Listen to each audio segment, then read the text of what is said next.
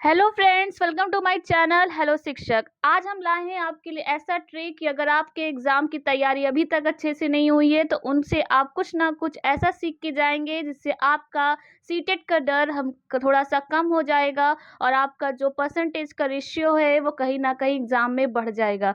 तो आपको कल एग्ज़ाम जाने से पहले ये वीडियो को कहीं ना कहीं देख के जाना है ताकि आपको खुद पे थोड़ा सा कॉन्फिडेंस आ जाए। तो स्टार्ट करते हैं अपना वीडियो कि किसी भी क्वेश्चंस को करने से पहले एग्जाम में कि आसान क्वेश्चन को कैसे करना और कठिन क्वेश्चंस को कैसे करना है। तो अगर आपको कोई आसान प्रश्न लग रहा है जिसको आपको पढ़ा हुआ है या आप उसका उत्तर देख के बता सकते हैं तो उसके लिए आपको थोड़ा सा समय अधिक देना पड़ेगा ताकि आपका 1 नंबर या 5 नंबर आपके पक्के हो जाए। उसी जगह अगर आपको कोई ऐसा प्रश्न मिल रहा है जो आपको नहीं आता है या आपको उसका आंसर नहीं पता है तो उस पर अधिक समय ना देते हुए उसमें आपको सबसे बड़ा ऑप्शन जो मिलेगा यानी कि आपके 4 ऑप्शन में से जो सबसे बड़ा ऑप्शन दिखेगा उसको आँख बंद करके टिक कर दीजिएगा। तो ये था हमारे कुछ आसान और कठिन क्वेश्चंस को रिलेटेड कि अगर आपको आसान मिल रहा है तो आप उस पे सबसे ज़्यादा समय दीजिए ताकि वो आपका एग्जैक्ट आपका नंबर पक्का हो जाए। और कठिन प्रश्न में क्या करना है आपको, उसमें आप सबसे बड़ा आंसर जो दिखेगा 4 ऑप्शन में उसको टिक कर देना है। नेक्स्ट हमारा जो ट्रिक है वह है कि सभी गद्य पद के प्रश्न करते समय ध्यान रहे कि पैसेज से ही उत्तर ढूंढकर टिक करें। कभी कभी पैसेज ऐसा आता है जो हमारे नॉर्मल लाइफ से जुड़ा होता है तो हम उसको अपने से जोड़कर आंसर बताने लगते हैं, लेकिन नहीं, आपको जो पैसेज दिया जाएगा, जो गद्य पद दिया जाएगा, उसके हिसाब से आपको अपना आंसर बताना है कि उसमें क्या बोला गया है या हमारा जो शीर्षक है उसके बारे में क्या बताया गया है, उसको ढूंढ कर आपको आंसर बताना है, ना कि खुद से। तो ये 2 पॉइंट आप याद रखिएगा तो आपका आंसर नहीं गलत जाएगा। और आपका थर्ड ये याद रखना कि मान लीजिए कि आपको कोई ऐसा ऑप्शन मिलता है जिसमें उपयुक्त सभी आता है या आता है ए बी दोनों, तो उसमें क्या करना है आपको, अगर उसका आंसर आपको क्लियर नहीं है, डाउट है, तो आपको आंसर चूज करना है वो चूज करना है ए बी दोनों या उपयुक्त सभी। तो आपके कहीं ना कहीं क्वेश्चंस के आंसर सही चले जाएंगे। ये उन बच्चों के लिए जिनकी तैयारी अभी भी कहीं ना कहीं थोड़ी सी कमी रह गई है और उनको थोड़ी सी कॉन्फिडेंस की नीड है, तो इसके लिए हम ऐसी चीज़ें लाए हैं ताकि आप अगर इससे भी माइंड में रख के जाएंगे तो कहीं ना कहीं आपके लिए हेल्पफुल होगा।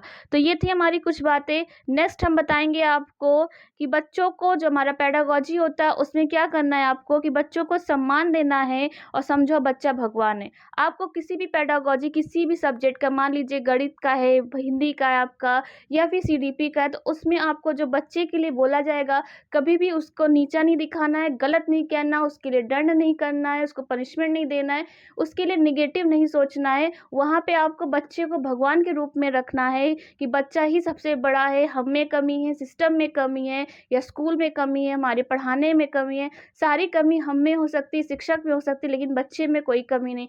ये माइंड में रख के जाएंगे तब भी आपका आंसर एकदम पेडागोजी का सही जाएगा। तो याद रखिएगा कि बच्चे को सम्मान देना है और बच्चे को भगवान समझना है। ये 2 पॉइंट्स अपने माइंड में रख के जाइएगा पेडागोजी को सॉल्व करने से पहले। और हम कुछ देखेंगे लास्ट में आज फिर से रिवीजन में कि पॉजिटिव नेगेटिव टैग्स कौन से हैं हमारे, जिनको देखते ही हमें पता चल जाएगा अगर हमसे पॉजिटिव क्वेश्चन पूछा है तो पॉजिटिव आंसर बताएंगे, अगर निगेटिव क्वेश्चन पूछा है तो निगेटिव टैग बताएंगे। तो हमारे पॉजिटिव टैग्स अगर आते हैं आपके ऑप्शन में, आपके 4 ऑप्शन में से अगर ऐसे कोई टैग दिख जाते हैं, जैसे कि पहला हमारा है अवसर प्रदान करना, या प्रोत्साहित करना, या प्रेरित करना, या मातृभाषा को स्वीकारना, या बच्चों के साथ चर्चा करना, या कारण का पता लगाना, या सृजनात्मक या गतिविधि अर्थपूर्ण अधिगम, भाषा में विभिन्न रूपों का प्रयोग, बाल केंद्रित शिक्षा, या हस्तपरक गतिविधि, या करके सीखना। ये हमारे कुछ पॉजिटिव टैग्स है। अगर आपको चारों ऑप्शन में से अगर ऐसे ऑप्शन दिखते हैं कि बच्चों को प्रोत्साहित करना चाहिए किसी कार्य के लिए, या उनको अवसर प्रदान करना चाहिए तरह तरह के, या उनके कारण का पता करना चाहिए कि उनको क्या प्रॉब्लम है, किस वजह से वो लेट हो रहे हैं, या उनके अंदर बाल केंद्रित शिक्षा होनी चाहिए स्कूल में, या मातृभाषा से पढ़ाना चाहिए, अगर ऐसे कोई पॉजिटिव टैग्स दिख रहे तो आंख बंद करके आप अपना आंसर टिक कर दीजिएगा। अगर कुछ हमारे पॉजिटिव टैग्स और रह गए, जैसे दैनिक जीवन से जोड़ना, दृश्य श्रव्य सामग्री, विविध गतिविधियां और सर्वांगीण विकास, ये थे हमारे कुछ पॉजिटिव टैग्स। अब देख लेते हैं इससे रिलेटेड कुछ निगेटिव टैग्स। पहला है रटाना। दूसरा केवल, मात्र या ही या सिर्फ ऐसे वर्ड आते हैं तो निगेटिव हो जाएंगे। या हतोत्साहित या कठोर सजा, भय, व्याकरण, याद करना, शिक्षक केंद्रित, कंठस्थ करना, या दंड, सजा, या पुस्तक केंद्रित, या हतोत्साहित। तो ये हमारे कुछ नेगेटिव टैग्स हैं। जैसे कुछ और है, जैसे निष्क्रिय, उच्च शिक्षा, ग्रेडिंग अंक, लैंगिक असमता, या फिर व्याख्यान करना। तो जैसे आप पूर्वाग्रह, लैंगिक पूर्वाग्रह का टॉपिक आ गया, अगर से निगेटिव पूछा गया कि बालक और बालिकाओं में अंतर पक्षपात किया जा रहा है, या फिर उनको रटाने पे फोकस किया जा रहा है, या किसी चीज के लिए उनको डिमोटिवेट करना पड़ रहा है, यानी हतोत्साहित करना पड़ रहा है, या उनके लिए कठोर सजा या दंड का इंतजाम किया जा रहा है, या शिक्षक केंद्रित शिक्षा दी जा रही है, या पाठ केंद्रित शिक्षा दी जा रही है। तो ये सब चीजें हमारी माइंड में रखिएगा, बच्चे के लिए गलत है, निगेटिव है। तो ये आप दोबारा से देख लीजिएगा, कुछ पॉजिटिव और निगेटिव टैग्स। अब इनसे रिलेटेड हम कुछ क्वेश्चन सॉल्व कर लेंगे कि देखते हैं कि अगर हमारे क्वेश्चन में आंसर नहीं आ रहा है तो कैसे हम पहचानेंगे उनको।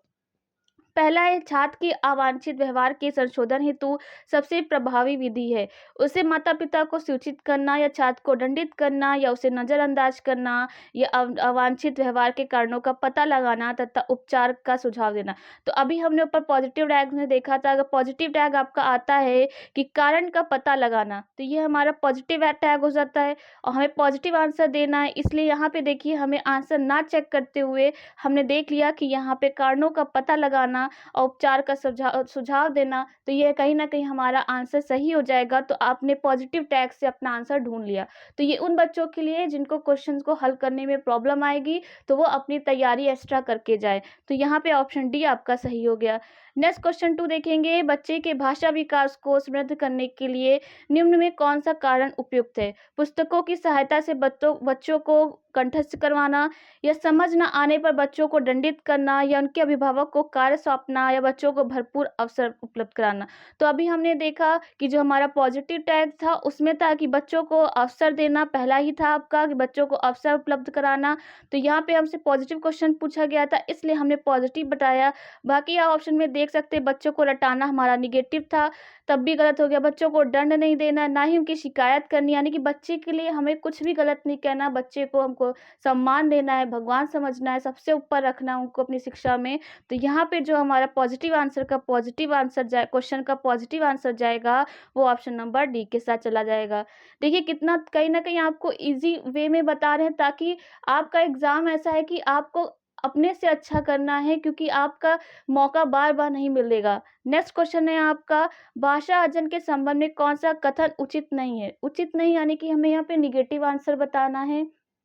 सभी बच्चों में भाषा अर्जन की स्वाभाविक क्षमता होती है। भाषा अर्जन केवल नियमों से ही सिखाया जाता है, या भाषा अर्जन को सहज बनाने के लिए समृद्ध भाषिक परिवेश होना चाहिए, या बिना विद्यालय गए भाषा अर्जन संभव है। तो यहाँ हमने देखा था निगेटिव टैग्स में, अपने निगेटिव टैग देख लेते हैं कि केवल, मात्र ही आता है, तो कहीं ना कहीं हमारा ये निगेटिव टैग हो जाता है। तो आप अगर ध्यान से क्वेश्चन ऑप्शंस को पढ़े होंगे तो आपको ऑप्शंस में ही दिख गया होगा कि केवल टैग दिख गया होगा, तो केवल टैग बता के आप निगेटिव टैग से जोड़ सकते हैं। तो यहाँ पे हमारा ऑप्शन बी सही हो जाएगा।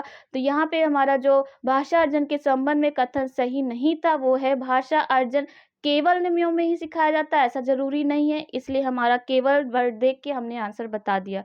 और हमारा जो लास्ट यहाँ पे है, पठन पाठन के अंत में ऐसे अभ्यास एवं गतिविधियां हों जो बच्चों को स्वयं कुछ करने और सीखने का अवसर प्रदान करे, या केवल पाठ से ही संबंधित हो, या पाठ पर बिल्कुल आधारित ना हो, या सरल भाषा वाले हो। तो यहाँ पर अभी हमने देखा था कि अवसर प्रदान करना हमारा पॉजिटिव आंसर हो जाता है। तो यहाँ पे हमें दिख गया, तो देख के हम आंसर अपना बता सकते हैं कि ऑप्शन ए हमारा सही हो जाएगा। नेक्स्ट आज का लास्ट है हमारा इस वीडियो का, कि भाषा अर्जन के संबंध में कौन सा कथन उचित नहीं है? सभी बच्चों में भाषा अर्जित की स्वाभाविक क्षमता होती है। भाषा अर्जन केवल नियमों से ही सिखाया जा सकता है, या भाषा अर्जन को सहज बनाने के लिए समृद्ध भाषिक परिवेश होना चाहिए, या बिना विद्यालय गए भाषा अर्जन संभव है। तो अभी हमने क्वेश्चन ऊपर भी किया था कि नेगेटिव के लिए नेगेटिव टैग ढूंढना, तो यहाँ पे हमने केवल बताया था। तो यहाँ पे आपका बी आंसर सही हो गया, इसलिए आपका जो टैग्स थे उससे भी हमारा क्वेश्चंस का सॉल्व हो गया। तो आपको कितनी चीजें याद रखनी है? पॉजिटिव नेगेटिव टैग्स, या तो आपको उपयुक्त सभी लगाना है, या ए बी दोनों लगाने हैं, या फिर आपको जो आपका पहला हमने क्वेश्चन पढ़ा था कि बच्चों को सम्मान देना है, उनको सर्वोपरि बताना है, और अपने गद्य पद के प्रश्न हल करते समय पैसेज से ही आपको आंसर बताना है, अपने मन से नहीं बताना है।